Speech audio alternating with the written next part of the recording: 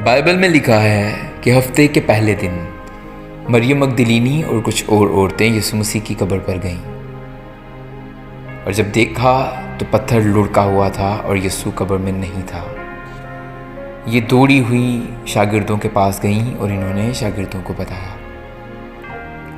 पतरस और यूहन्ना कब्र पर गए और उन्होंने देखा कि यीशु कब्र में नहीं है और थोड़ी देर के बाद वो भी चले गए वापस। लेकिन मरियम मगदलीनी कब्र के पास खड़ी रही और वो वहाँ खड़ी रो रही थी। रोने की वजह थी और वजह ये थी कि यीशु नजर नहीं आ रहा। वो रोती हुई यही कह रही थी, वो यीशु को ले गए, वो नजर नहीं आ रहा। और जब वो यीशु का इंतज़ार कर रही थी और जब वो यीशु के लिए रो रही थी, यीशु से उसकी मुलाकात हुई। माली की शक्ल में यीशु मसीह उसके पास आ खड़े हुए। वो समझी माली है और उसने यीशु का पूछा।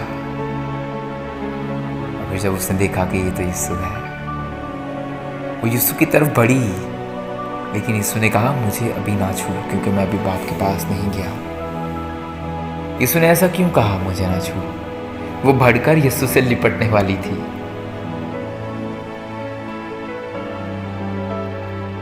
वो यीशु से प्यार करती थी। यीशु का नजर ना आना उससे बर्दाश्त नहीं हो रहा था, इसलिए वो वहां कब्र के पास खड़ी होकर रो रही थी। अपनी जिंदगी पर जरा गौर कीजिए। क्या हम यीशु के लिए इस कदर तड़पते हैं कि आज मुझे उसकी हुजूरी उस तरह से महसूस नहीं हो रही, आज मुझे यीशु नजर नहीं आ रहा।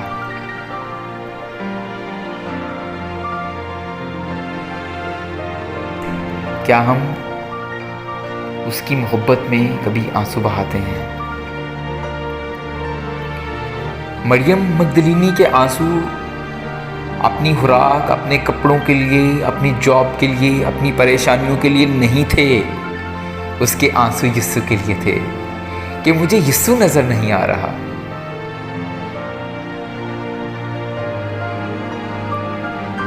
आइए जरा अपनी जिंदगी पर गौर कीजिए। क्या हम भी यीशु से उस कदर प्यार करते हैं? और आए उसकी मोहब्बत में डूब जाइए। उसने आपसे मोहब्बत की है, उसने अपने लहू को आपके लिए बहा दिया है। ऐसा कोई नहीं करता कि अपने दोस्तों के लिए अपनी जान दे, लेकिन यीशु ने हमारे लिए अपनी जान दी है। हमारी जिंदगी में उसकी हुजूरी फर्स्ट प्रायोरिटी हो, हम ना रह पाए उसकी हुजूरी के बगैर। हम तड़प उठें अगर वो हमें नजर ना आए तो, ताकि वो हमें मिल जाए, ताकि हम हमेशा उसके साथ रहें। खुदा आपको बरकत दे।